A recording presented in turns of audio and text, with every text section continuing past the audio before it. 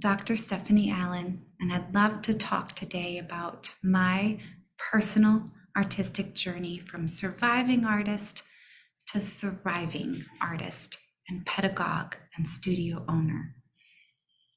And it was a journey that I really started engaging in, changed the trajectory of my life about 5 or 6 years ago.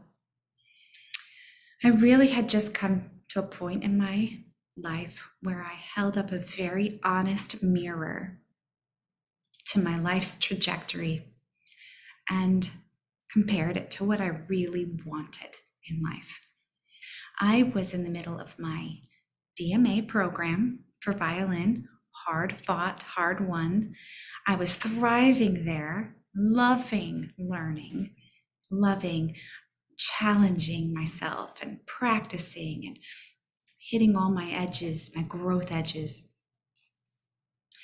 But I had not really confronted the reality of what would I do with this degree. When I first started that degree, my life looked very different than when I ended the degree.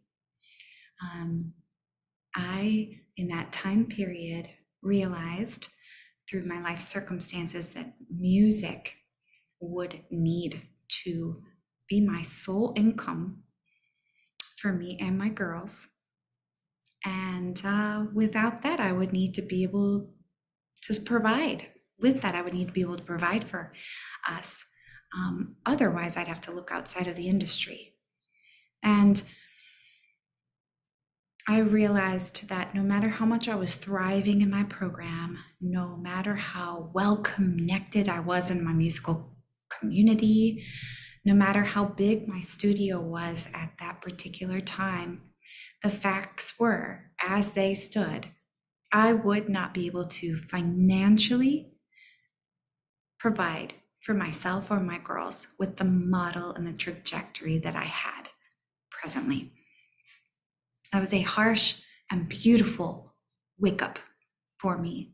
And I had a choice. I could choose to accept that fate and look outside of the industry.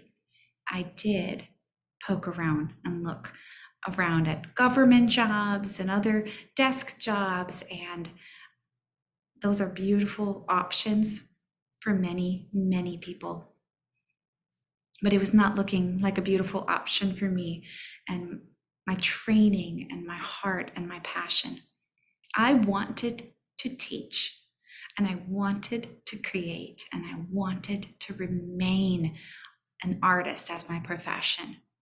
So that then invited me into a beautiful journey of how do I go from this model that I'm doing right now that's not working for me. How do I create something new for myself without sacrificing my integrity, my creativity, my family?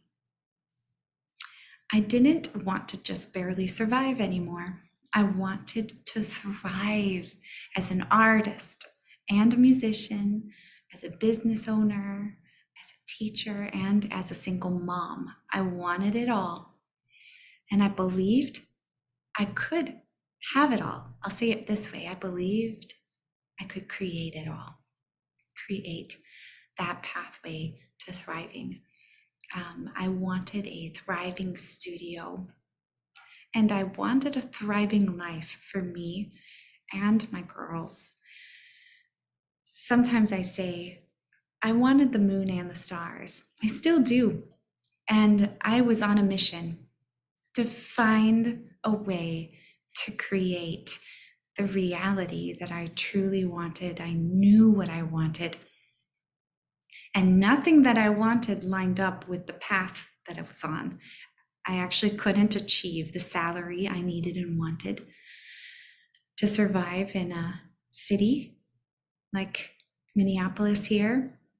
I couldn't figure out how to work a schedule around being home primarily and being available for my girls. Typically, teachers in my industry teach after school and on weekends. Well, I did not necessarily want to do that. I wanted to teach on the opposite time frame of the industry. I also did not want to be running around town playing everywhere and tiring myself out and exhausting myself and being away from my girls. I wanted a social life, but I wanted to be the one relaxing, not the one providing the entertainment for the social life. And I wanted to teach primarily, and I wanted to teach families and students who were excited about music, who were kind and respectful, who were enthusiastic and motivated, who were committed, and who were good, wonderful people.